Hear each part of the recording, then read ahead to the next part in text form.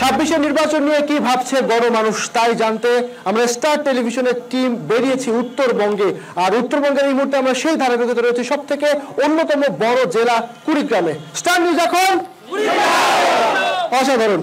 আমরা কুড়িগ্রাম নিয়ে রয়েছি এবং একেবারে যদি বলতে চাই কুড়িগ্রামের ব্যাপারে তাহলে একেবারে পুরোদস্তুর নদী বিধৌত জেলা কিন্তু এই কুড়িগ্রাম। এখানে প্রায় বেশ কয়েকটি নদী রয়েছে, যার মধ্যে অন্যতম বড় নদী হলো এখানকার ধওলা নদী রয়েছে, ব্রহ্মপুত্র নদ রয়েছে এবং একই সাথে তিস্তা রয়েছে। এছাড়াও যদি বলি কুড়িগ্রামের ব্যাপারে আর বেশ কয়েকটি ইনফরমেশন একটু দিয়ে রাখি শুরুতে দর্শক আপনাদের জন্য। এখানে প্রায় 23 লাখ মানুষ বসবাস করে, যার মধ্যে 17 লাখের মতো ভোটার রয়েছে। 9টি উপজেলা রয়েছে কুড়িগ্রামে এবং 4টি সংসদীয় আসন রয়েছে। 26-এর নির্বাচনে এই মুহূর্তে আমরা রয়েছে কুড়িগ্রামে এবং কুড়িগ্রামে যারা মনোনয়ন প্রত্যাশী এবং প্রতিনিধি রয়েছে তাদের সামনে আমরা হাজির করেছি কুড়িগ্রামের ভোটার অর্থাৎ জনসাধারণ।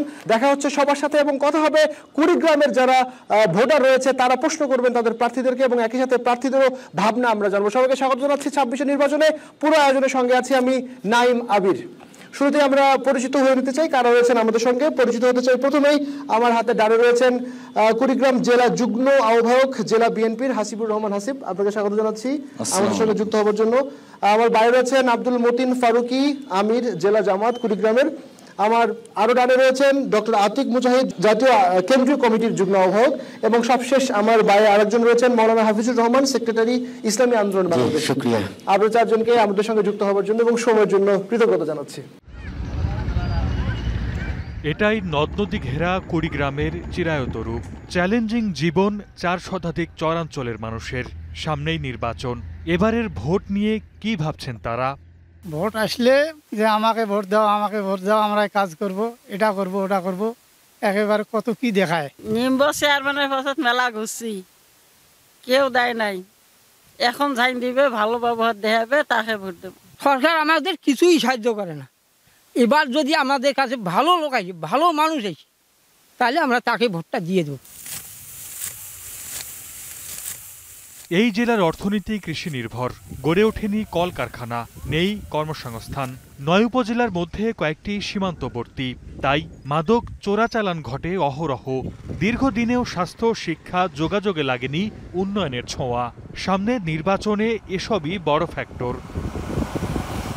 কুড়িগ্রামে সংসদীয় আসন 4টি, এর মধ্যে নাগেশ্বরী ভুরুঙ্গামারী নিয়ে 1 নম্বর আসন। 2 নম্বর আসনটি গঠিত হয়েছে রাজারহাট কুড়িগ্রাম সদর ও ফুলবাড়ি নিয়ে। চিলমারী, রৌমারী ও রাজীবপুর নিয়ে গঠিত 4 নম্বর আসন, আর উলিপুর পড়েছে 3 নম্বর আসনে। এর মধ্যে আসনগুলোতে প্রার্থী দিয়েছে বিএনপি। অন্য দলগুলো আছে ভোটের মাঠে। ভোটাররাও কষছেন নানা হিসেব নিকেশ। রাস্তাঘাট এবং নদী ভাঙ্গনের রোধের যারা কাজ করবে এমন একজন প্রার্থীকে আমরা এবার এমপি হিসেবে চাই। এমন একজন প্রার্থীকে আমরা ভোট দিতে চাচ্ছি, নির্বাচিত করতে চাচ্ছি, যিনি শিক্ষা নিয়ে কাজ করবেন। ইতিহাস ঐতিহ্যে সমৃদ্ধ এই জনপদ। চণ্ডী মন্দির, দোলমঞ্চ মন্দির, ধরলা ব্রিজ ও ধরলা বাঁধ, মোগলবাসা, ভাটলার স্লুইস গেট, চিলমারী বন্দর সহ রয়েছে ঘুরে বেড়ানোর আরও নানা স্পট। সর্দার মোহাম্মদ আরিফ, স্টার নিউজ। আমরা আমাদের দর্শকদের জানিয়ে রাখতে চাই যে 2টি পর্বে আমরা এই অনুষ্ঠানটি করব। প্রথমে আমার কিছু প্রশ্ন আছে যেটি আপনাদের এই প্রতিনিধিদেরকে করব, তারা উত্তর দিবে এবং এরপরে আপনাদেরকে সুযোগ দেওয়া হবে। সুতরাং আপনারা প্রস্তুত হয়ে যান কে আসলে কাকে কি ধরনের প্রশ্ন করতে চান। যেহেতু আপনারা ভোট দিবেন তাদের কাছ থেকে আপনাদের প্রত্যাশা অবশ্যই আপনাদের জানতে হবে। শুরুতে আমি জনাব হাসিবুর রহমান হাসিবকে দিয়ে শুরু করতে চাই। কুড়িগ্রামকে মূলত বলা হয় যে একটা সময় বলা হতো মঙ্গা নিয়ে, বলা হতো যে মঙ্গার দেশ বা মঙ্গার অঞ্চল। সে মঙ্গা তো এখন কুড়িগ্রামের থেকে কেটে গেছে, কিন্তু গণমানুষের কাজের সংকট কি দূর হলো বা এই আপনারা সেটির জন্য কি করছেন? গণমানুষকে কাজ যোগান দেওয়ার জন্য এই বিষয়গুলো নিয়ে কি কাজ করছেন? জি, আপনাকে ধন্যবাদ। সেই সাথে যারা দর্শক দেখছেন, এখানে উপস্থিত আছেন, সবাইকে আমার পক্ষ থেকে এবং জেলা বিএনপির পক্ষ থেকে ধন্যবাদ জানিয়ে আপনার প্রশ্নের উত্তর দিচ্ছি। আপনি জানেন যে কুড়িগ্রাম, এই তথ্যটা আপনার নিশ্চয়ই জানা আছে যে 64 জেলার মধ্যে কিন্তু আমরা এখন 64তম দারিদ্রতার দিক থেকে। আমাদের প্রধান সমস্যা নদী ভাঙন। আমাদের 16টা নদ নদী আছে, ব্রহ্মপুত্র, ধরলা, তিস্তা সহ 16টা নদ নদী আছে। প্রতিনিয়তই এই নদীগুলো কিন্তু ভাঙে। প্রতিনিয়ত আমাদের হাজার হাজার মানুষ ভিটে মাটি, ফসল সবকিছু হারায়।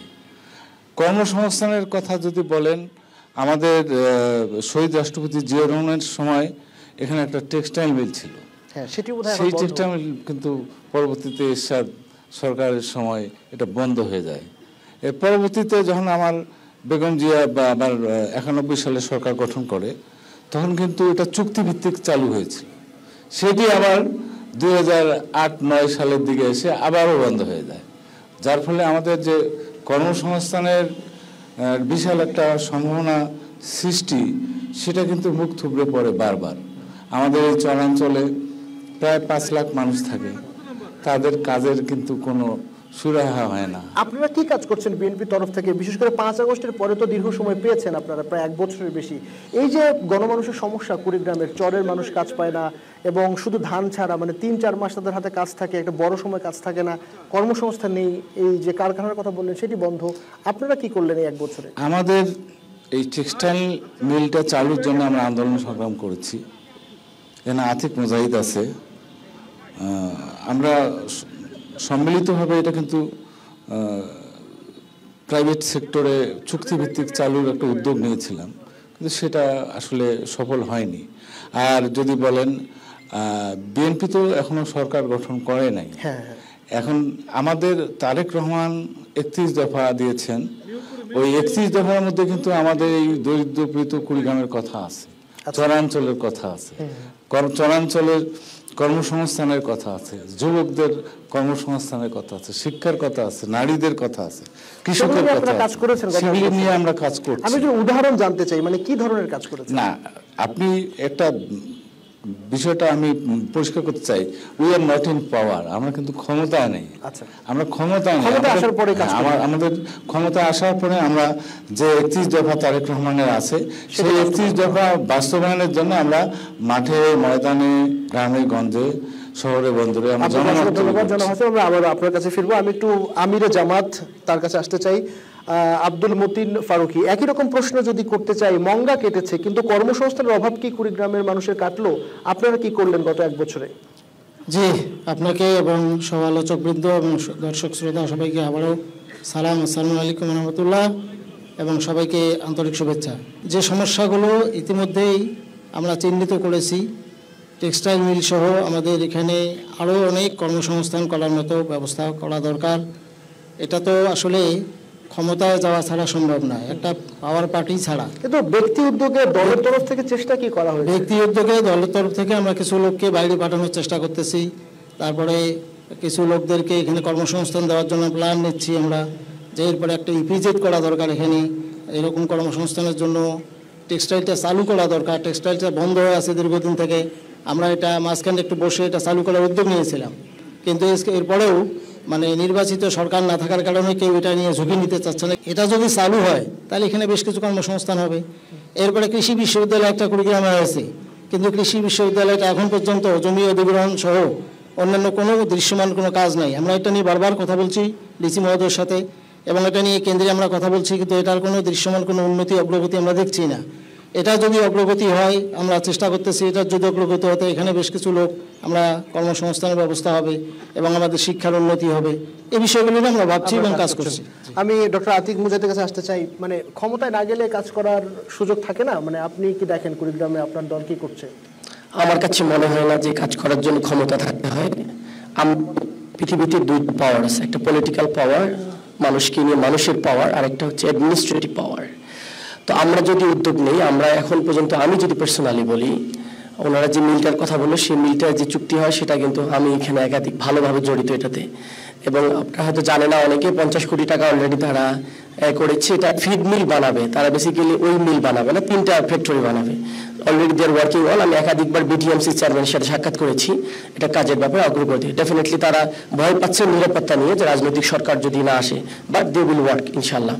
সেকেন্ড, আমাদের রাজনৈতিক সরকারের জন্য অপেক্ষা করতে হবে নাকি?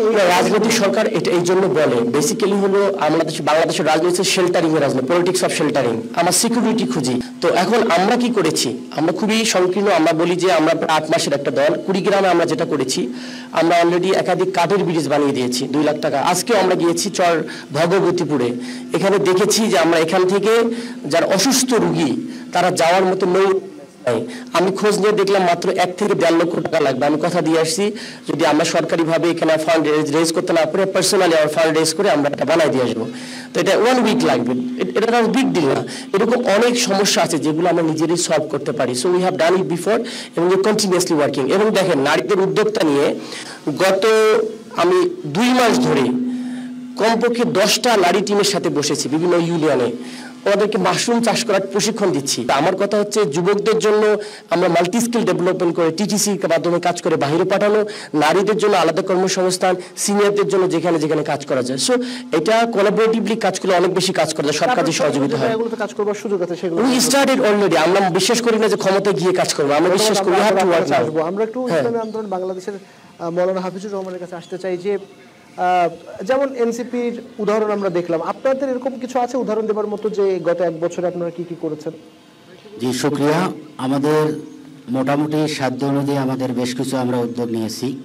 ইতিমধ্যে আমরা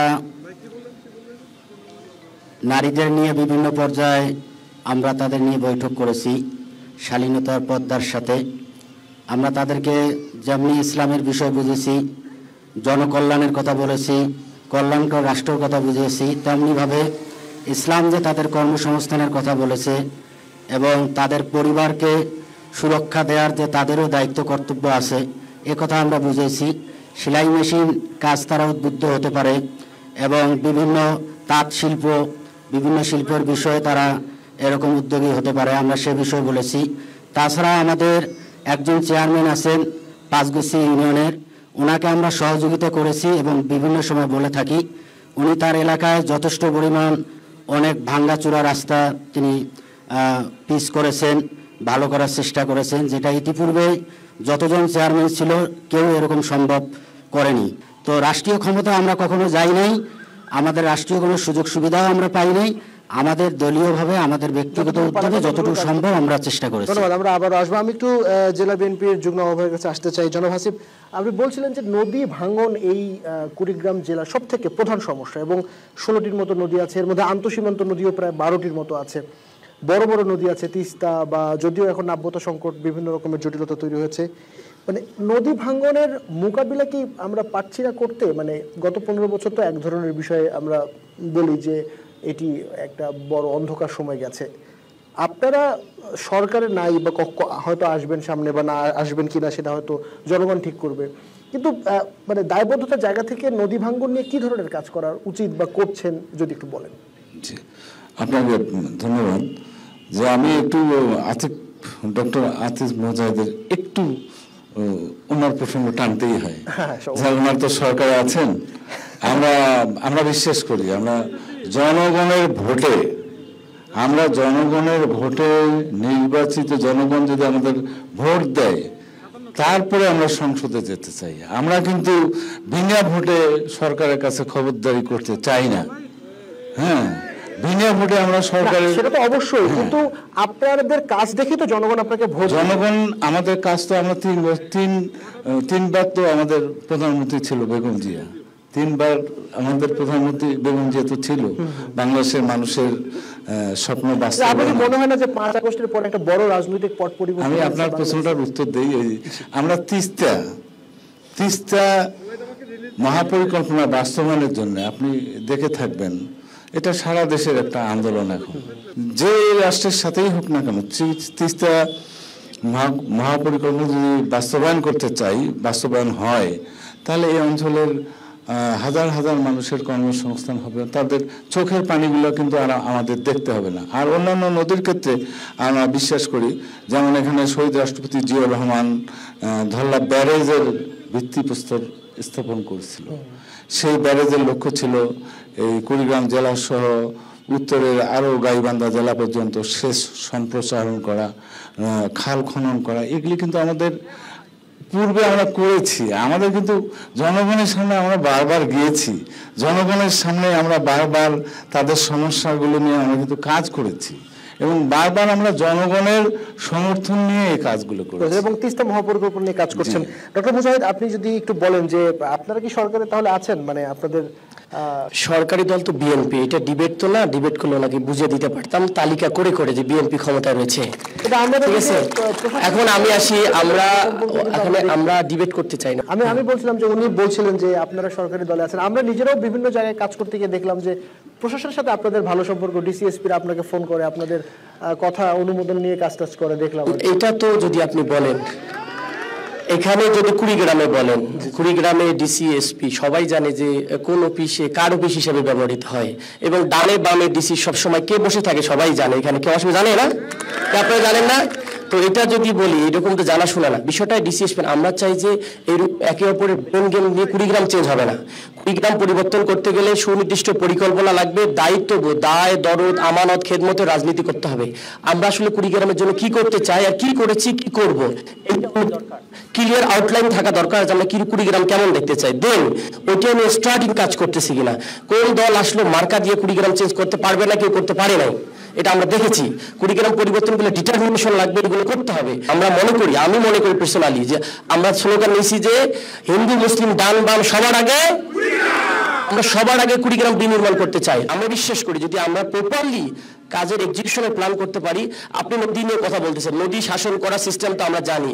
এখানে গতকাল গিয়েছি আমরা যাত্রাপুরে 2024 সালে একটা কাজ বুঝিয়ে দেওয়ার কথা, সে একটা ব্লকও পড়ে নাই। বালু উত্তোলনের সাথে কারা জড়িত খোঁজ দিলে পাওয়া যাবে না ভাই? বালু উত্তোলনের সাথে কারা জড়িত কি বোঝা যায় না? তো এগুলো তো ভাই এইসব বিতর্ক করে তো লাভ নেই। বালু উত্তোলন দিয়ে চেঞ্জ হবে কুড়িগ্রাম? বালু উত্তোলন দিয়ে একজন লোকের 50 কোটি টাকা হলো, এটা কি কুড়িগ্রাম চেঞ্জ হবে?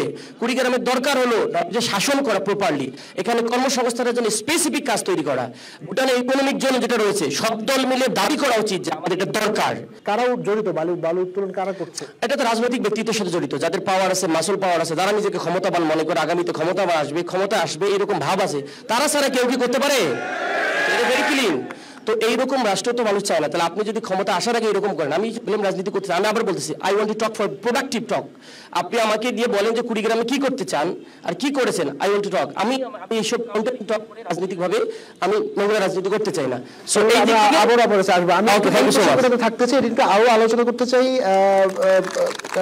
আব্দুল মতিন ফারুকী, আমিরে জামাত, সরকারি দল বা সরকারের সাথে সম্পর্ক ভালো তো বিএনপি এবং জামাতেরই আমরা দেখি বিভিন্ন জায়গায়, সেটিও আমরা দেখেছি। তারা বলছে যে বালু উত্তোলন বা এই ধরনের কাজের সাথে যারা সরকারের প্রভাব যাদের মধ্যে আছে তারা যুক্ত। মানে আপনারা কি দেখেন, জামাত কি যুক্ত, নাকি জামাত বলতে পারে যে কারা যুক্ত আছে এই বালু উত্তোলনের সাথে? কারা জড়িত এটা বিষয়ে সবার কাছে, গোটা দেশবাসীর কাছে ক্লিয়ার। জামাত যে এটার সাথে নাই এটা 100% ঠিক। জামাত যে এটার সাথে নাই এটা কেউ বলতে পারবে না যে এইগুলো কাজের সাথে জামাত জড়িত, এগুলো কেউ বলতে পারবে না। তার কারণ আমরা 2001 থেকে 2006 সাল পর্যন্ত সরকারের অংশীদার ছিলাম। অন্যায় অবৈধ কোনো সুযোগ সুবিধা আমরা নেই। 5ই আগস্টের পর থেকে এ পর্যন্ত আমরা সরকারে যারা আছে তারা সরকার, আমরা যেটুকু জনগণের দাবি সেটুকু নিয়েই আমরা প্রশাসনের কাছে যাই। আমরা নিজেদের জন্য একটুও কিছু করি না। এবং এই যে বালু উত্তোলন সহ অন্যান্য যে কাজগুলো, এগুলোর জন্য আমরা প্রশাসনের কাছে আমাদের ক্লিন ইমেজ আছে, যে কারণে আমরা জানি যে এগুলোর সাথে আমরা জড়িত নাই। আমরা যেটুকু প্রশাসনের কাছে যাই জনগণের দাবি নিয়ে যাই এবং সেটা আদায় করে নিয়ে আসি। আপনারা কাজ করুন, ধন্যবাদ। আমরা একটু জুমলা আহমেদের কাছে আসতেছি। জনাব হাসিব, মানে অভিযোগের তীর বোধহয় আপনার দিকে যাচ্ছে, আপনি উত্তর দিবেন, মানে কি বলবেন যে বালু উত্তোলন? আমি গণতন্ত্রের পক্ষের একজন মানুষ, অভিযোগ থাকবে এটা তো একটা সৌন্দর্য।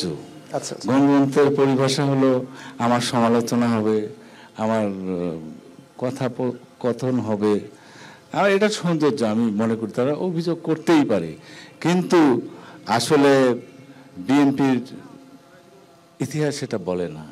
বিএনপি সবসময় মানুষের সাথে থাকে, বিএনপি সবসময় মানুষের কথা বলে, বিএনপি সবসময় গণতন্ত্রের কথা বলতে বলতে কিন্তু বিএনপি এই পর্যন্ত আছে। আর আমরা যেটা বলতে চাই, আমরা কাউকে ব্লেম দিতে চাই না, তবে আমরা মনে করি যে 5ই আগস্টের আগে যারা আমরা একসাথে স্বৈরাচারকে হটিয়েছি, ফ্যাসিস্টকে হটিয়েছি, তারা ঐক্যবদ্ধভাবে আপনারা এক থাকবেন। আমি আপনাকে একটু বলে রাখতে চাই, আমি তো কুড়িগ্রামে আমরা গত 2 দিন ধরে কাজ করছি, পুরো রংপুর অঞ্চল নিয়ে কাজ করছি। আমরা দেখছিলাম বিভিন্ন নিউজ পত্রিকায় যে আপনাদের মধ্যে যুব দলের কয়েকজনকে বহিষ্কারও আপনারা করেছেন জমি দখল সংক্রান্ত ইস্যুতে, কুড়িগ্রামের ঘটনা। মানে এইটা কি আপনাদের? আমাদের দলের অবস্থান অত্যন্ত পরিষ্কার।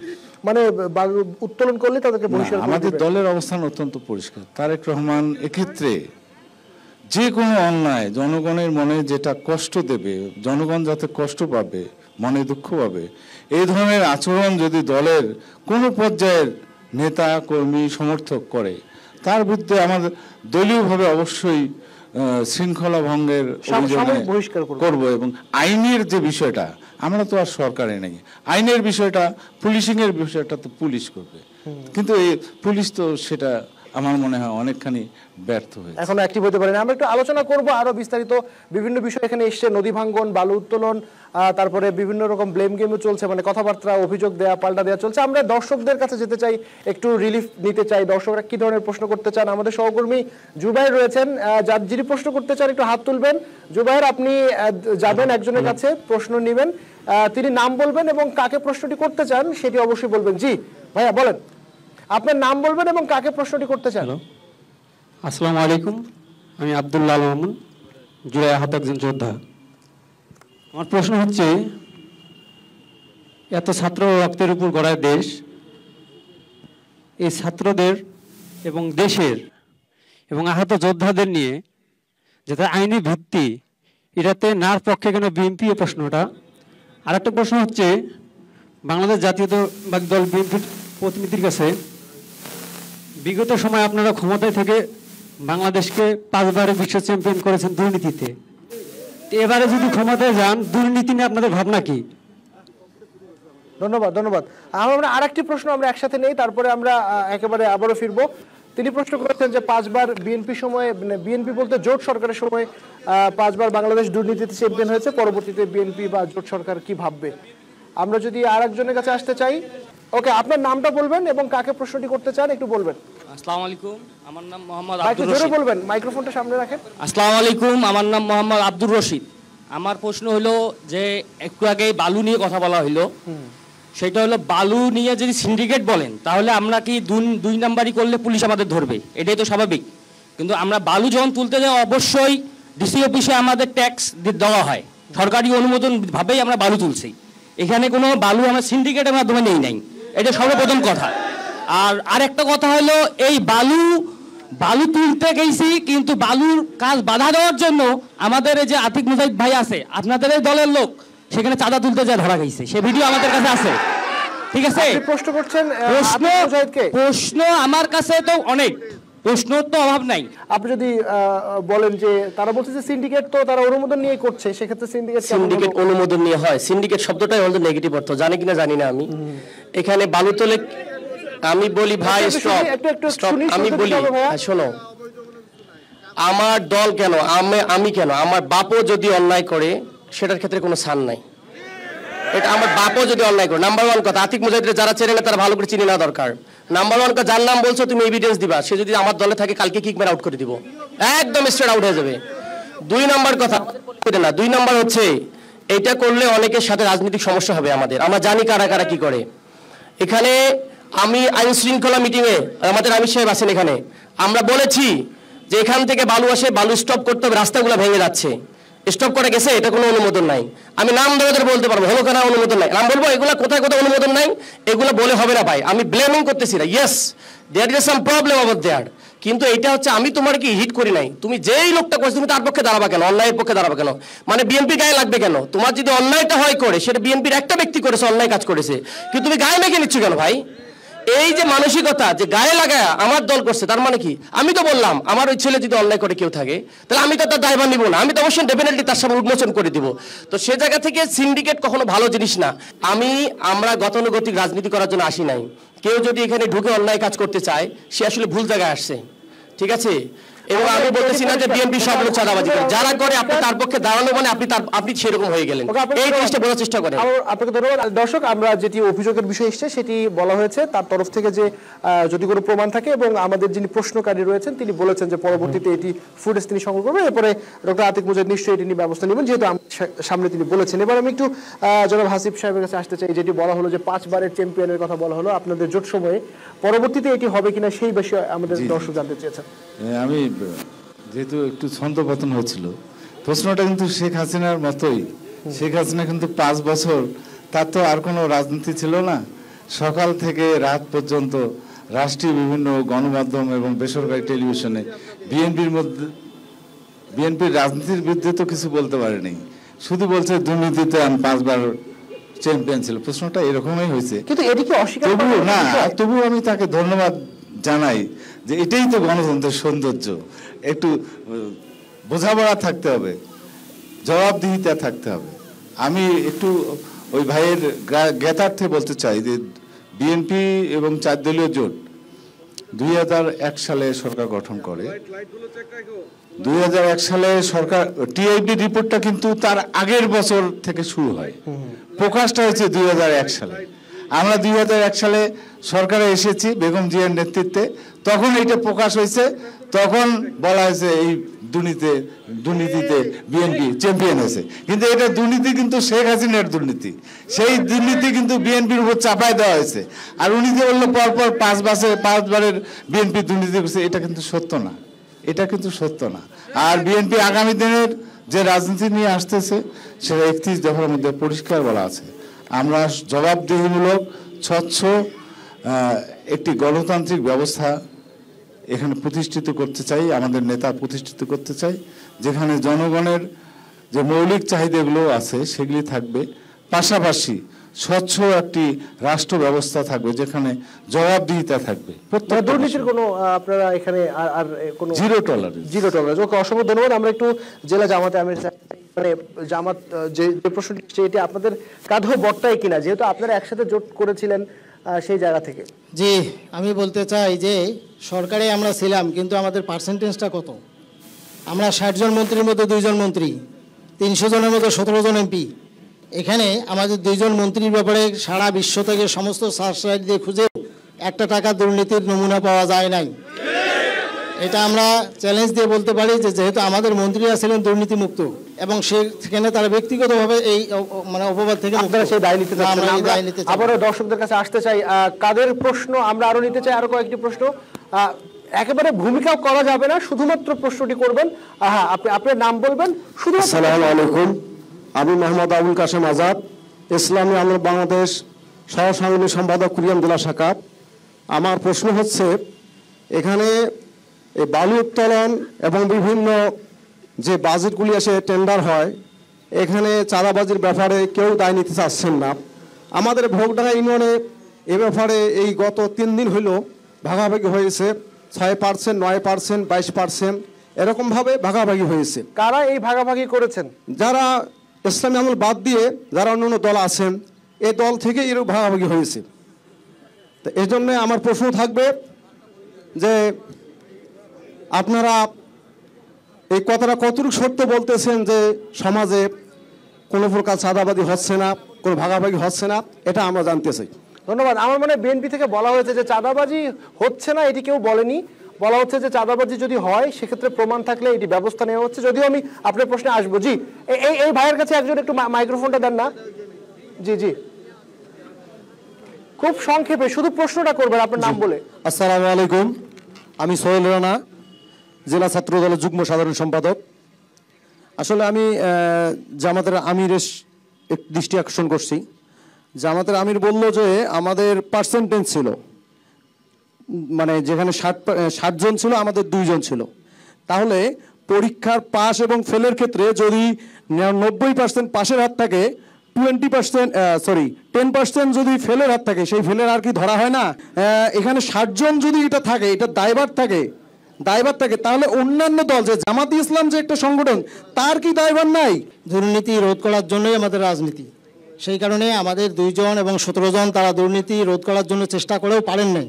সেই কারণে এই দায় আমরা নিতে চাচ্ছি না। এটা আসলে চেষ্টা করেছি আমরা, কিন্তু পারিনি। কিন্তু মেজরিটি যেহেতু তারা, সেই কারণে দায়টা তাদের ঘাড়েই পড়তাম। ধন্যবাদ। আমি এই 3 জনকেই একই রকম প্রশ্ন করতে চাই। আমি একটু বলে রাখতে চাই যে রংপুর অঞ্চলে তো জাতীয় পার্টির একটা বড় রকমের আধিপত্য আছে, সেটা আমরা অনেক দীর্ঘদিন ধরে দেখেছি। রংপুর, কুড়িগ্রাম, তারপরে হচ্ছে রংপুরের যে আসনগুলো রয়েছে জেলার, সেই আসনগুলোর ক্ষেত্রে আমরা দেখলাম যে এই জাতীয় পার্টিকে নিয়ে বিভিন্ন রকম সমালোচনা হচ্ছে, দোসর হিসাবে আখ্যায়িত করা হচ্ছে, নির্বাচনে যেন তাদেরকে অংশ করতে না দেয়া হয় সে নিয়েও আন্দোলন সংগ্রাম চলছে। কিন্তু কুড়িগ্রাম বা রংপুরে আমরা দেখছি যে জাতীয় পার্টিকে বিভিন্নভাবে এই তিনটি দলই এনসিপি, জামাত এবং বিএনপি যোগ দিচ্ছে জাতীয় পার্টি থেকে, মানে কোন প্রক্রিয়া জাতীয় পার্টিকে এনসিপিতে সদস্য করা হচ্ছে, জাতীয় পার্টির সদস্যদের? দেখেন, আমরা স্পষ্টভাবে ঘোষণা দিয়েছি যারা ফ্যাসিস্টদের সাথে কমপ্লিটলি অন্যায় কাজের সাথে জড়িত ছিল, আমাদের একটা পলিসি তো আছে যে আমরা কিভাবে রিক্রুট করবো আমার দলের মধ্যে, কেমন? সে জায়গায় জাতীয় পার্টিতে দুইটা ব্লক ছিল। একটা ব্লক ছিল যারা হাসিনার ইলেকশনে যেতে চায় নাই এবং তারা অনেকে পদত্যাগ করেছে, এদের বিদ্রোহ করেছে। সেই অংশটা তো ডেফিনেটলি বাংলাদেশপন্থী, কারণ তো ইন্ডিয়ানপন্থী না। আর যে অংশটা ফ্যাসিবাদের সাথে সক্রিয়ভাবে অংশগ্রহণ করেছে, অন্যায় কাজের সাথে জড়িত, তাদের ব্যাপারে কোনো স্পেস তো নাই। এবং তাদের ব্যাপারে আমাদের সবচেয়ে, আপনারা দেখেছেন, আমরা রংপুরের যে সো কল লাস্ট মেয়র, যে ফ্যাসিবাদের দোসর মোস্তাফিজ সাহেব, যে উল্টোপাল্টা কথা বলে, তার বিরুদ্ধে আমরা দাঁড়িয়েছি এবং আমরা বলেছি, স্পষ্ট ঘোষণা দিয়েছি। আজকে আমরা নেতাকর্মীর সাথে বলেছি জাতীয় পার্টির ব্যাপারে কোনো ধরনের ছাড় হবে না। জনাব হাসিবের কাছে আসতে চাই, মানে কোন কোন প্রক্রিয়ায় আপনারা জাতীয় পার্টির লোকজনকে আপনাদের দলে? না, আমরা একদম আমাদের কথা পরিষ্কার, যারা স্বৈরাচারের দোসর ছিল তাদের সাথে আমাদের কোনো কম্প্রোমাইজ নেই। আমি জামাতের আমিরকে একই প্রশ্ন করতে চাই যে কিভাবে আপনারা জাতীয় পার্টিকে আপনাদের কর্মী বানাচ্ছেন? আমি যতটুকু জানি যে আমাদের তো কর্মী বা সমর্থক হওয়ার জন্য একটা পথ পাড়ি দিতে হয়। জি, ফ্যাসিস্টের সাথে আমাদের কোনো আপোষ নাই, এটা আমিরে জামাত ঘোষণা দিয়েছেন, আমরা সেই নীতিতে বিশ্বাসী। এটা আওয়ামী লীগ হোক আর আওয়ামী লীগের দোসর হোক, যারা ফ্যাসিস্ট বলে পরিচিত তাদের সাথে আমাদের কোনো আপোষ নাই। তারা আমাদের দলে যোগদান প্রশ্নই আসে না এবং আসেও নেই কখনো। মানে এনসিপি ভালো ফ্যাসিস্ট তো না, যারা সমর্থক পর্যায়ে ছিল, যারা কোনো অন্যায়ের সাথে জড়িত ছিল না এবং যারা ওই জাতীয় কোনো চিন্তা করতো না, তারা যে কোনো দলে যেতেই পারে, সেটাতে আমরা অসুবিধা দেখছে না। আমরা আবারও দর্শকদের কাছে ফিরতে চাই, আপনাদের নতুন করে প্রশ্ন যে বিষয়গুলো নিয়ে আলোচনা করলাম এবং এর বাইরেও যাদের কাছে আলোচনা করলাম। আমাদের সহকর্মী রয়েছেন মোহাম্মদ জুবায়ের। জি, আপনার নাম বলবেন এবং কাকে প্রশ্ন? মোজাম্মেল হক বাবু। আমার সবার জন্য হলো প্রশ্ন যে যেহেতু কুড়িগ্রাম নিয়ে আপনারা কাজ করেন বা করবেন, যে ভবিষ্যতে আপনারা কেমন কুড়িগ্রাম দেখতে চান, এই কিরকম আসলে কি কি কাজ করবেন কুড়িগ্রাম নিয়ে, এগুলো আপনাদের লিখিত বা অলিখিত কোনো বক্তব্য থাকলে আপনারা একটু বলবেন। কেমন কুড়িগ্রাম দেখতে চাই? অসাধারণ প্রশ্ন। এরপরে আমরা আর কার কাছে আসতে পারি? আমাদের কুড়িগ্রাম জেলার দুঃখ হচ্ছে তিস্তা নদী। এই আমাদের তিস্তা নদীর পাশে গড়ে ওঠা 5 জেলার প্রায় কয়েক লক্ষাধিক মানুষের দুঃখ হচ্ছে তিস্তা। তো আমরা দেখেছি এই ভারতীয় আগ্রাসনের বিরুদ্ধে বা তিস্তা ন্যায্য হিস্সার, যে পানির যে ন্যায্য হিস্সা রয়েছে, সেই দাবি আদায়ের জন্য বিএনপি কয়েক দফা আন্দোলন করেছে। জামাতে ইসলাম এবং ইসলামী আন্দোলন যারা নেতা আছেন তাদের কাছে প্রশ্ন, তারা ক্ষমতায় গেলে আদৌ কি তারা তিস্তা নিয়ে কোনো কাজ করবেন কিনা? আর আপনার প্রশ্ন জামাতের কাছে, তাই তো? জি জি জি। আর আমি সংক্ষিপ্ত একটা কথা বলতে চাই যে আমাদের আতিক মুজাহিদ ভাই বলেছেন যে কাজ করার জন্য আসলে ক্ষমতা থাকার প্রয়োজন হয় না। তো আমরা বলতে চাই যে তারা অনানুষ্ঠানিকভাবে ক্ষমতায় থেকেও তারা তিস্তা বা কুড়িগ্রামের জন্য কি কি করেছেন। আর একই প্রশ্ন আমি তিনজনকে করব। অসংখ্য ধন্যবাদ আপনাকে। তিনি 5 আগস্ট আগে কোথায় ছিলেন বা তিনি 5 আগস্ট আগে আমাদের জন্য কি কি করেছেন? ধন্যবাদ। এই দফায় আরেকজন, আমার মনে হয় এই মুরব্বীকে একটু দেন, উনি অনেকক্ষণ ধরে হাত ধরে আছেন, হাত তুলে আছেন। এরপরে আমরা আবার আপনার কাছে আসবো। এই যে সামনে। জি জি, আপনার নাম বলে কাকে প্রশ্নটি করতে চান? আসসালামু আলাইকুম, আমি মোহাম্মদ সেলিমুজ্জামান রুবেল বলতেছি। মাইক্রোফোন একটু উপরে ধরবেন। হ্যাঁ জি। আমার সকলের কাছে আমার জানার সেটা হলো যে উন্নয়নের প্রধান বাধা যে সন্ত্রাস, দুর্নীতি, চাঁদাবাজ এবং যে পেশি শক্তি, এর থেকে সমাজকে রক্ষা করার জন্য আমাদের যারা এখানে আজকে নমিনি আছেন, আপনাদের ভূমিকা কি আমি জানতে চাচ্ছি। দুর্নীতি এবং চাঁদাবাজের বিরুদ্ধে ভূমিকা, আমরা বেশ কয়েকটি প্রশ্ন পেয়েছি। আমি যদি একটু আপনার কাছ থেকে আসি যে তিস্তা মহাপরিকল্পনা বাস্তবায়নে বিএনপির তো আমরা অনেক কাজ দেখলাম। আসাদুল হাবিব দুলুর নেতৃত্বে আমরা দেখেছি, উত্তরবঙ্গের যারা নেতা তাদের নেতৃত্ব দেখেছি। এনসিপি কি করেছে? এনসিপি তো ডেফিনেটলি আপনারা দেখেছেন যে গণশুনানি যেটা হয়েছে, তিস্তা গণশুনানি, আসাদুল হাবিব দুলুর আগে যেটা করা হয়েছিল সেটা বিএনপির লোকজন জয়েন করেছে। আমি জানি না ওনারা কি দেখেন আমি জানি না। সেটার ব্যাপারে আমরা আন্দোলন গণশুনানি করার পরেই 230 কোটি টাকার বাজেট এসেছে, যেটা রাজারহাটে ও যে বাসায় মাহিন তার এলাকায় কাজ চলমান আছে কিনা, মাহিন দাঁড়ায় বলো যে কাজ আসি শেষ করি, একটা করে আসি। তার মানে হচ্ছে আমরা সোচ্চার। ঢাকায় 3টা প্রোগ্রাম হয়েছে রাজু ভাস্কর্যতে, আমি আতিক মুজাহিদ লিড দিয়ে উত্তরবঙ্গ ছাত্র পক্ষ থেকে আমরা মিছিল করেছি, কাজ করেছি। এবং আমার কথা আমি বলছি, রাজনীতির বাইরে কুড়িগ্রাম দেখতে চাই। এনসিপি, জামাত, বিএনপি ক্যাসাল করতে শেষ করতে পারবেন না, কারণ পোলারাইজেশন বাড়বে আরো। সে জায়গা থেকে আমরা ইভেন দুলু সাহেবের যে ভালো কাজটা সেটাকে আমরা অ্যাপ্রিসিয়েট করেছি। তো সে জায়গা থেকে কি করেছে, মানে আমরা কি করব, আমাদের ফার্স্ট কাজ হলো কুড়িগ্রাম পরিবর্তন করতে হলে তো তিস্তা লাগবেই, আমাদের নদী শাসন লাগবে, সেটা স্পেসিফিক প্ল্যান আছে। যেহেতু আমরা আসন ভিত্তিক কথা বলতেছি, আমরা বলেছি আমরা 13 দফা ঘোষণা দিচ্ছি, এখানে 2টা দফায় আছে যে নদীকে কিভাবে ড্রেনেজ করবে, শাসন করবো, সেটা আমাদের স্পেসিফিক বলা আছে। 2 নম্বর, 5 আগস্টের আগে আতিক মুজাহিদ কি করছে? 5 আগস্টের আগে আতিক মুজাহিদকে ছাত্রলীগ মেরে মালয়েশিয়াতে পাঠিয়েছে। ছাত্রলীগ মালয়েশিয়া থেকে মাস্টার্স করে পিএইচডি করে ঢাকা বিশ্ববিদ্যালয় শেষ করে আমার একটা সংগঠন ছিল হৃদয় কুড়িগ্রাম, আমি ছাত্র থাকা অবস্থায় আমার সাথে যারা ছিল তারা আমরা কাজ করেছি কুড়িগ্রামে, কোনোদিন কাজ স্টপ রাখি নাই। আমি আমার জায়গা ওকে ওকে ওকে আপনাকে ধন্যবাদ। আমার মনে হয় প্রশ্ন উত্তর পেয়েছি। আচ্ছা, আমি আমার জায়গা থেকে একটা রাজনৈতিক দল করার আগে তো মানুষ রাজনৈতিক কোশ্চেন করতেছে, রাজনৈতিক দল হিসেবে কোশ্চেন করতেছো। আর যদি ব্যক্তি হিসেবে কোশ্চেন করে থাকো, তাহলে আমার সাথে যারা কাজ করে তারা জানে যে আমি কতগুলো কাজ করতে পেরেছি, কতগুলো কাজ করেছি।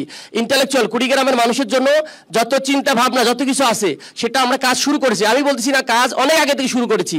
আমার কর্মসংস্থানে আজকের প্ল্যান না, এর আগে থেকেও আমি অনেকগুলো কর্মসংস্থানের ব্যবস্থা করেছি। আপনি কোথায় চেম্বার অফ কমার্সের সহসভাপতি নির্বাচিত হয়েছেন, মানে আপনি পেশায় যতখানি জানি শিক্ষক, আপনি কি কোনো ব্যবসা করেন? মানে আমার করোনার সময় একটা আমাদের উদ্যোগ হয়ে গেছে মশলাওয়ালা। আমি যখন পিএইচডি শেষ বর্ষে ছিলাম তখন আমরা কয়েকজন বন্ধু মিলে আমরা মশলাওয়ালা বানাই, যেটা হচ্ছে মিক্স মশলা।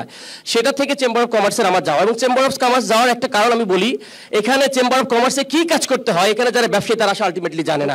শেষ করি শুনতে হবে, নাহলে তো কোশ্চেন মিস কোশ্চেন হবে।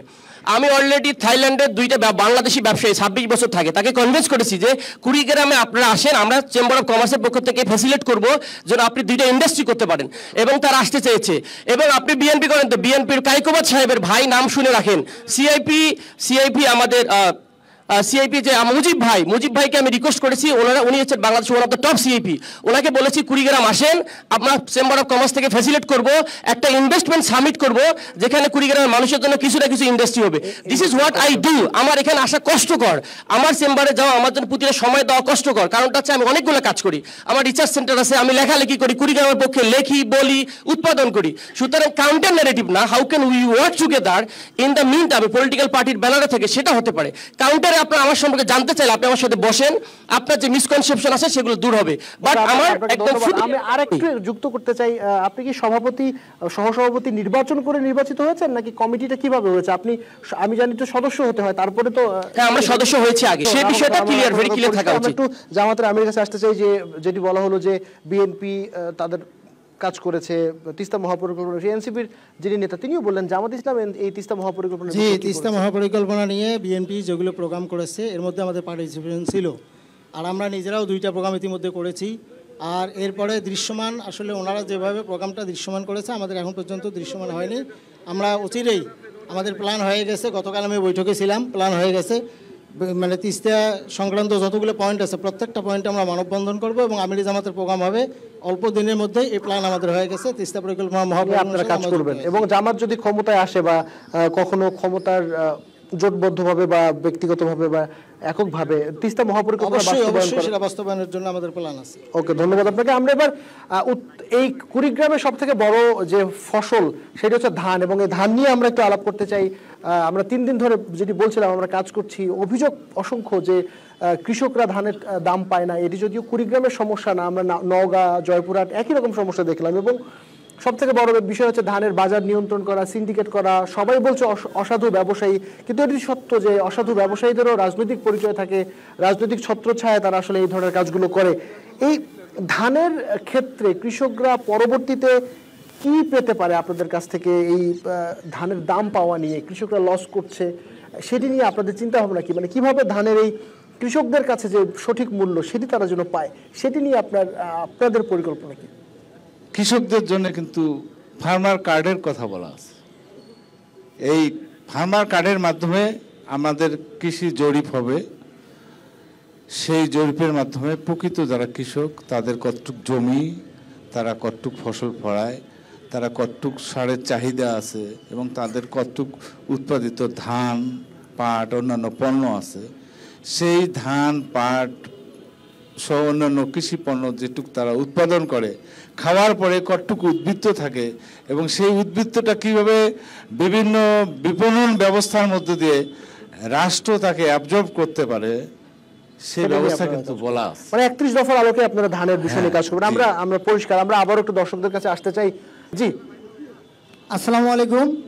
ইসলামী আন্দোলনে হয়ে গেছে আমার প্রশ্ন, দীর্ঘ 17 বছর যে দলটা বাংলাদেশের মানুষের উপর নির্যাতন করেছে এমন একটি দলের আমাদের কুড়িগ্রাম 26-2 আসনে যাকে নমিনেশন দিয়েছেন আপনারা, নূর বক্ত সাহেব, কেন আপনারা ওনাকে নমিনেশন দিলেন? আর কি ক্লিয়ার ফেজের কোনো লোক ছিল না যিনি দীর্ঘদিন আওয়ামী লীগের পিছনে কাজ করেছে? তাকে আপনারা কেন নমিনেশন দিলেন? আর দ্বিতীয় হচ্ছে উলিপুর যে আসনে আপনারা ডাক্তার আক্কাস আলীকে দিয়েছেন, উনি দীর্ঘদিন সরকারের সঙ্গেই ছিল, জাতীয় পার্টি থেকে নির্বাচন করেছে। যদি উত্তর দেন যে দুজন প্রার্থীর বিষয়ে আওয়ামী লীগের সহযোগিতা করা এবং প্রশাসনকে সহযোগিতা করা। যা ভাইকে ধন্যবাদ তিনি তার প্রশ্ন করার কারণে। প্রথম প্রশ্ন হলো কুড়িগ্রামের 26 কুড়িগ্রাম 2 আসনের মাওলানা নূর বক্ত মিয়ার ব্যাপারে যিনি বলছেন, তিনি আওয়ামী লীগ করেছেন এরকম কোনো ডকুমেন্ট কেউ দেখাতে পারবে না। শুধু এতটুকু বলতে চাই, শোনেন, আগে আমার কথা শোনেন, তারপর আপনারা উত্তর দিতে দেই আমরা। হ্যাঁ, তিনি একজন অধ্যক্ষ ছিলেন। অধ্যক্ষ থাকার সুবাদে ব্যক্তিগতভাবে জনাব জাফর আলী সাহেবের সঙ্গে তার সুসম্পর্ক করে তিনি তার মাদ্রাসা আজ থেকে 17 বছর আগে যে প্রতিষ্ঠান ছিল আজকে তার 10 গুণ উন্নয়ন ঘটেছেন শুধু ব্যক্তিগত সম্পর্ক করে, দলীয়ভাবে কোনো পেপারস। বরং তিনি ওপেন কয়েকটি মিডিয়া বলেছেন যে আমাকে দলের থেকে বিভিন্ন অফার দেওয়া হয়েছিল যে আপনি ওলামা লীগের আপনি জেলা সভাপতি হতে পারবেন কিংবা জেলা কমিটির ধর্ম বিষয়ক সম্পাদক হতে পারবেন। উনি বলছেন যে না, আমি কোনো দায়িত্ব নেব না, আমি কোনো আওয়ামী লীগের লোক না। যেমন অন্য প্রতিষ্ঠানের অধ্যক্ষ 17 বছর যদি একটা সরকার দেশ পরিচালনা করে, তার প্রতিষ্ঠান চালাইতে গিয়ে ইচ্ছা ও অনিচ্ছায় যদি সেই দলের সঙ্গে সম্পর্ক না রাখলে তো প্রতিষ্ঠান চালাবে কিভাবে? আওয়ামী লীগের ভোট ডাইরেক্ট চাইছিল, ভিডিও আছে, অসংখ্য ভিডিও আছে। এরপর হচ্ছে এই 17 বছরে কিন্তু আওয়ামী লীগের যে নির্যাতন ছিল, আওয়ামী লীগ জাতীয় পার্টির, এখানে বিএনপিও সাফার করছে, জামাতও সাফার করছে, তারাও তো আপোষ করেনি, তারাও তো আপোষ করতে পারতো। ধন্যবাদ। যেখানে তার যোগ্যতা, যে দল তাকে তার যোগ্যতা ভালো মনে করছে, উনি যেখানে স্বাচ্ছন্দ্য বোধ মনে করছেন।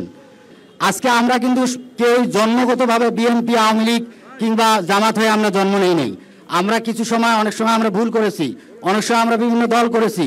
অনেক আমাদের পিসাব চরমানের অনুসারী আছে, তারা সারা জীবন অনেক অন্যায় করেছে, কিন্তু পরে তার আলোচনা শোনার পর ভুল বুঝতে পারছে, আত্মসমর্পণ করছে। এখন কথা পরিষ্কার, ভুল বুঝতে পেরে এসেছেন। আচ্ছা, হ্যাঁ, আর নিব না ভাই, আমার নিব না। হ্যাঁ, জি, আপনি এখানে যে 4 দলের 4 জন প্রতিনিধি আছেন, আগামীতে যাকেই আল্লাহ কবুল করুক, কুড়িগ্রামের মাদক এবং শিক্ষা নিয়ে তারা কি বন্দোবস্ত নেবে, কি পদক্ষেপ নেবে, এটাই আমার তাদের কাছে আবার প্রশ্ন। ওকে, আপনাকে ধন্যবাদ। আমরা আসলে দুটি প্রশ্ন এখানে একসাথে একটু কম্পাইল করতে চাই। মাদকের বিষয় বলেছেন, শিক্ষা, এবং আরেকজন এখানে প্রশ্ন করেছেন যে সন্ত্রাসবাদ বা চাঁদাবাজ, এই ধরনের বিষয়গুলো নিয়ে তিনি কথা বলেছেন। আমরা যদি একটু আসতে চাই যে মাদক বা যে জায়গাগুলোতে কর্মসংস্থানের অভাব থাকে, তরুণ সমাজ কিন্তু মাদকের প্রতি ঝোঁকার একটা প্রবণতা রয়েছে। আর কুড়িগ্রাম সীমান্তবর্তী জেলা হবার কারণে মাদকের চোরাচালান তো আমরা নিয়মিত এই ধরনের খবর শুনি। এর সাথে আমি একটু যুক্ত করতে চাই, সীমান্ত হত্যার ব্যাপারটা আছে, একদম ফেলানি থেকে শুরু করে আমাদের আইকন একেবারে সীমান্ত হত্যার, সেটির বিচার নিয়ে তো বিভিন্ন রকমের প্রহসনের ব্যাপার আমরা দেখেছি দীর্ঘ সময়। এই বিষয়গুলো নিয়ে এনসিপি কি ভাবছে?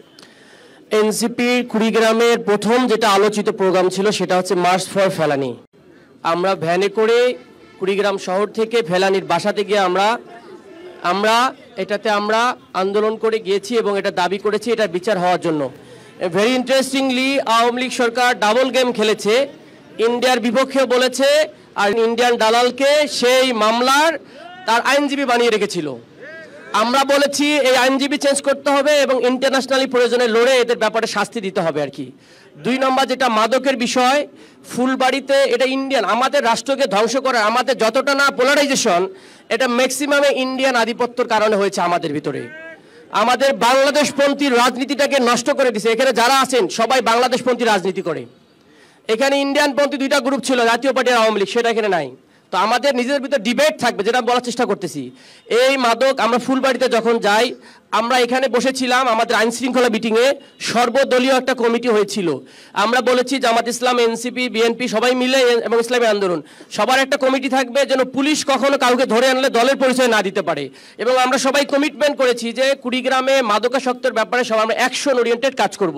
এটার কিছু ফাংশন হয়েছে এবং দেখেন মাদকের ব্যাপারে কতটা অ্যাক্টিভ এনসিপি। গতকাল আমরা প্রোগ্রাম করেছি চেরেঙ্গা গ্রামে কাঁঠালবাড়ি ইউনিয়নের সম্ভবত 8 নম্বর ওয়ার্ডে। সেখানে যাওয়ার পরে মহিলাদের সাথে যখন কথা বলতেছিলাম, বলছে আমার ফ্যামিলি, আমার হাজব্যান্ডও মাদকাসক্ত, আপনারা বাঁচান। মানে প্রতি রাত্রেই তারা কি করে মাদক করে পুরো ফুল এলাকাটাতে। আমি রাত্রে এসপি সাহেবকে মেসেজ করলাম, ভাই আপনারা তো মাদকের ব্যাপারে টলারেন্স, জিরো টলারেন্স, তো কাইন্ডলি একটু এটা দেখেন। এবং নারীরা সবাই আবেদন করেছে এবং দেখলাম তারপরের দিন সকালে গতকালে 4 জনকে অ্যারেস্ট করেছে এবং অ্যাকশন চলে গেছে। তো এটা আমার কথা হচ্ছে মাদকের ব্যাপারে কোনো ধরনের আমাদের সব দলের একমত হতে হবে যে কুড়িগ্রামে মাদক হলে আমাদের এই তরুণ যুবকরা নষ্ট হয়ে গেলে আমাদের কিছুই থাকবে না, কারণ আমাদেরকে ধ্বংস করার মেন হচ্ছে আমাদের যুবকদের নষ্ট করে ফেলা। তরফ থেকে শুনতে চাই যে মাদক চোরাচালান এবং একই সাথে সীমান্ত হত্যা, মানে সীমান্ত সংক্রান্ত যে প্রায় 30 কিলোমিটারের বেশি বোধহয় কাঁটাতারের বেড়াও নাই এরকম দেখলাম, হ্যাঁ, এটা নিয়ে আপনাদের আপনি জানেন যে ফেলানি যখন অনন্তপুর সীমান্তে ঝুলেছিল তখন শেখ হাসিনার ফ্যাসিস্ট সরকার ছিল। তখন বিএনপির পক্ষ থেকে বারবার আমরা ওই জায়গায় গিয়েছি। ফেলানি হত্যাকাণ্ডের বিরুদ্ধে বিএনপি কথা বলেছে, জাতীয়ভাবে আন্তর্জাতিকভাবে আন্তর্জাতিক সম্প্রদায়ের দৃষ্টি আকর্ষণের জন্য কথা বলেছে। আমরা সীমান্তে, আমাদের যেহেতু সীমান্ত 3টা প্রদেশ আছে ভারতের, আমাদের সীমান্তে প্রায়শই ভারতের বিএসএফরা আমাদেরকে গুলি করে বাংলাদেশের নিরীহ মানুষকে হত্যা করে। আমরা সীমান্তে হত্যাকাণ্ডে জিরো টলারেন্স চাই। আমরা মনে করি আমার দেশের মানুষকে বিনা দোষে ভারতের বিএসএফ গুলি করার অধিকার রাখে না। আমরা এটা তীব্র প্রতিবাদ জানাই এবং আমরা সবসময় বলি সমতার ভিত্তিতে আমাদের আন্তর্জাতিক সম্পর্ক, বন্ধুত্ব হবে সমতার ভিত্তিতে, বৈষম্যের ভিত্তিতে নয়। ওকে, আপনারা একটু জেলা আমিরের কাছে আসতে চাই। আপনারা কি করছেন মাদক এবং এই সীমান্ত হত্যা বা ভারতের সাথে সম্পর্কের ক্ষেত্রে? বিএনপি বলল যে সমতার ভিত্তিতে সম্পর্ক হবে, কোনো রকম বৈষম্য হবে না বাংলাদেশ এবং ভারত। আপনারা কিভাবে? ভারত নীতির ব্যাপারে আমাদের কথা হচ্ছে পরিষ্কার, বাংলাদেশকে বাদ দিয়ে ভারতের কোনো আধিপত্য এখানে গ্রহণ করা হবে না। এটা আমাদের নীতি পরিষ্কার। আগে থেকেই আমাদেরকে ভারত বিরোধী বলা হয়। তা আমাদের কোনো পার্শ্ববর্তী দেশের সাথে বন্ধুত্বপূর্ণ সম্পর্ক আমরা রাখবো, কিন্তু আমাদের স্বার্থকে জলাঞ্জলি দিয়ে নয়। এটা আমাদের নীতি এবং এক্ষেত্রে কেন্দ্র এবং আমরা সবাই একমত। মাদকের ব্যাপারে এবং চোরাচালান ইত্যাদি অন্যান্য যেগুলোর ব্যাপারে আমরা সবাই সোচ্চার। এ ব্যাপারে আতিক মোজাহিদ যেটা বলেছে, আমরা সবাই একমত হয়ে এক কমিটি গঠন করেছি। কমিটির ভিত্তিতে আমরা কাজ করছি একমত হয়ে, এবং এটার ব্যাপারে কারো দ্বিমত নাই। মৌলানা হাফিজুর রহমানের কাছে আসতে চাই, একই রকম প্রশ্ন, একেবারে শেষ প্রশ্ন। মাদকের ব্যাপারে আমরা অত্যন্ত সেনসিটিভ। যেমন আপনারা আরেকটা বিষয় খেয়াল করতে পারেন, বাংলাদেশে যত রাজনৈতিক দল আছে প্রায় অধিকাংশ রাজনৈতিক দলের কর্মীও অনেকেই মাদক সেবন করে, কিন্তু সুক্রিয়ার বিষয় যে ইসলামী আন্দোলনের অদ্যবধি পর্যন্ত একজন কর্মী বলেন এমনকি সমর্থক পর্যন্ত কেউ মাদক সেবন করে না। সেটা আমাদের বড় একটা প্রমাণ। আরেকটা বিষয় হলো জেলা আইন শৃঙ্খলা কমিটির আমি একজন সদস্য। আমরা সেখানে নিজেও 2বার এই মাদকের ব্যাপারে বিভিন্ন শহরে বিভিন্ন জায়গায় যে যারা মাদক সেবন করে সে তথ্য আমরা দিয়েছি। আরেকটা বিষয় যে মাদকের ব্যাপারে আইনি কিছু জটিলতাও আছে, শুধু আমরা মন চাইলেও পুরা নির্মূল করা সম্ভব না। আজকে মাদকের আমদানি রপ্তানির ব্যাপার তো রাষ্ট্রীয় ব্যাপারে পুরা নাই। আবার ভারতের দেখবেন সীমান্তবর্তী এলাকায় বাংলাদেশের পাশেই সীমান্তের কাঁটাতারের পাশেই অধিকাংশ জায়গায় ভারতের মাদকের কোম্পানিগুলো। আমরা একেবারে শেষ প্রশ্ন, খুব সংক্ষেপে। এটা সংক্ষেপে বলবো, কুড়িগ্রাম আগামী কুড়িগ্রামের জন্য ওনারা কি করবে? আমাদের হাতে খুবই সময় স্বল্প, আমরা জাস্ট 20 সেকেন্ড করে শুনবো। ধন্যবাদ ভাইকে প্রশ্ন করার জন্য। আমি সংক্ষেপে এতটুকুই বলতে চাই, সব কিছু উন্নয়নের মূল বাধা হলো দুর্নীতি।